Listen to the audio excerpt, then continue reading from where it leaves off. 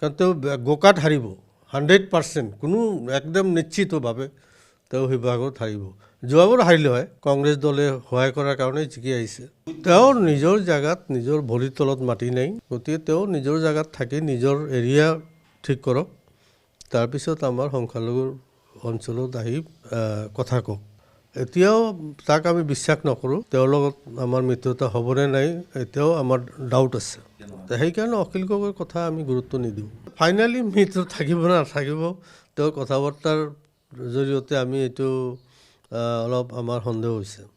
নিজৰ ভৰিৰ তলত মাটি আছেনে নাই সেইটো আগত তেওঁ ভালকৈ চাব লাগে। তেওঁৰ সমষ্টিটোৰ পজিশ্যন ভাল নহয়। এতিয়া আমি ছাপৰ্ট দিলে কিজানি জিকি আহিব, কিন্তু আমাৰ ছাপৰ্ট নোহোৱাকৈ তেওঁ কেতিয়াও তাৰ পৰা জিকি আহিব নোৱাৰে। তেওঁ শিৱসাগৰত তেওঁৰ যিটো পজিশ্যন একেবাৰে বেয়া পজিশ্যন।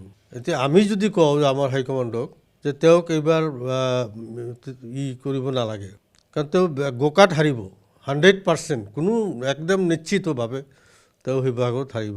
যোৱাবাৰ হাৰিলে হয়, কংগ্ৰেছ দলে সহায় কৰাৰ কাৰণে জিকি আহিছে।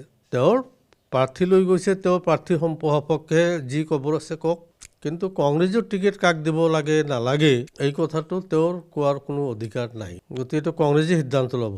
তেওঁৰ নিজৰ জেগাত নিজৰ ভৰিৰ তলত মাটি নাই। তেওঁ সংখ্যালঘু অধ্যুষিত এলেকাত গৈ মিটিং কৰি, আজিকালি জানেতো যে বেছি কথা ক'লে কিছু আমাৰ নতুন প্ৰজন্মই তাক চাবলৈ আহে। এইটো নহয় যে অখিল গগৈ মিটিং কৰি তাক ভোট দিব, এইটো অসম্ভৱ কথা। গতিকে এইটো সম্ভৱ নহয়। গতিকে তেওঁ নিজৰ জেগাত থাকি নিজৰ এৰিয়া ঠিক কৰক, তাৰপিছত আমাৰ সংখ্যালঘুৰ অঞ্চলত আহি কথা কওক। গতিকে মই গুৰুত্ব দিয়া নাই তেওঁৰ কথাত। গতিকে তেওঁৰ কথাত কংগ্ৰেছে উঠাব নকৰে নহয়। অকল মোৰ সমষ্টি নহয়, নামনি অসমৰ জলেশ্বৰ গৈছে, গৌৰীপুৰ সমষ্টিত মিটিং কৰিছে, বিভিন্ন সমষ্টিত তেওঁ মিটিং কৰি আছে। গতিকে তেওঁৰ তেতিয়াহ'লে গোটেইখিনি দেখোন তেওঁৰ লগত যদি মিত্ৰতা আছে, গোটেই দেখোন তাকেই দিব লাগিব। এতিয়া কি সম্ভৱ নেকি?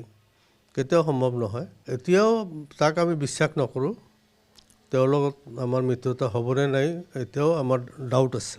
তেওঁ মিত্ৰ দলৰ ধৰ্ম যদি পালন কৰে, তেওঁ এই সময়ত গৈ পেলাই যধে মধে আমাৰ চিটিং MLA থকা সমষ্টিবিলাকত মিটিং কৰি তেওঁ যি ধৰণৰ কথা বাৰ্তাবিলাক কৈ আছে, এইটো ঠিক হোৱা নাই।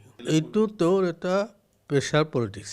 গতিকে অখিল গগৈৰ যদি ইমান জনপ্ৰিয়তা আছে, মই তেওঁক আহ্বান জনাইছোঁ, তেওঁ আহি বিৰচিংজোৰা সমষ্টিত তেওঁ নিজে ইলেকশ্যন খেলক, ইলেকশ্যন খেলি দেখুৱাই দিয়ক তেওঁৰ জনপ্ৰিয়তা কিমান। লোকসভাত উঠি লোকসভাত জিকক, তেওঁৰ জনপ্ৰিয়তা কিমান আমি তেতিয়া চাম। সেইকাৰণে অখিল গগৈৰ কথা আমি গুৰুত্ব নিদিওঁ। ফাইনেলি মিত্ৰ থাকিব নে নাথাকিব, তেওঁৰ কথা বাৰ্তাৰ জৰিয়তে আমি এইটো অলপ আমাৰ সন্দেহ হৈছে। তেওঁ মিত্ৰতাত থাকিব পাৰিবনে নাই এই কথাটো আমাৰ সন্দেহ হৈছে তেওঁৰ কথা বাৰ্তাত। কাৰণ ইলেকশ্যনৰ আগমুহূৰ্তত তেওঁ কংগ্ৰেছৰ চিটিং MLA সমষ্টিত গৈ পেলাই মিটিং কৰি MLA বিৰুদ্ধে কোৱা মানে কংগ্ৰেছৰ বিৰুদ্ধে কোৱা। গতিকে তেওঁৰ কথা বাৰ্তাৰ জৰিয়তে আমি ধৰিব পৰা নাই যে তেওঁ আচলতে কংগ্ৰেছৰ লগত থাকিবনে নাই। গতিকে তেওঁ কাৰ লগত আছে এইটো কোৱা টান। নিজৰ ভৰিৰ তলত মাটি আছেনে নাই সেইটো আগত তেওঁ ভালকৈ চাব লাগে।